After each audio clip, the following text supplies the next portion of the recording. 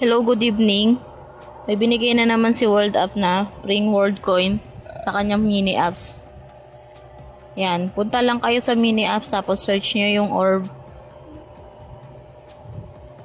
Ayun yung logo niya. Click nyo yung get tapos open nyo. Para lang po to sa mga verified na.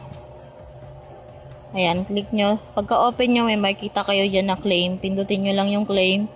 Sign in. Tapos verify with Word ID. Then approve.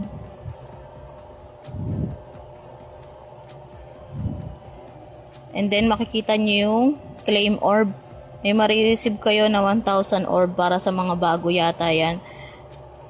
Para sa mga wala pa, allow transaction nyo. And then punta na kayo sa uno para mapunta siya sa wallet nyo. Need nyo iswap yan. Ayan. Select nyo sa spend yung orb. Orb, ayan.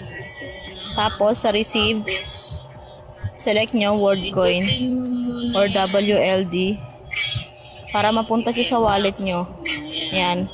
Click nyo yung max. Tapos swap.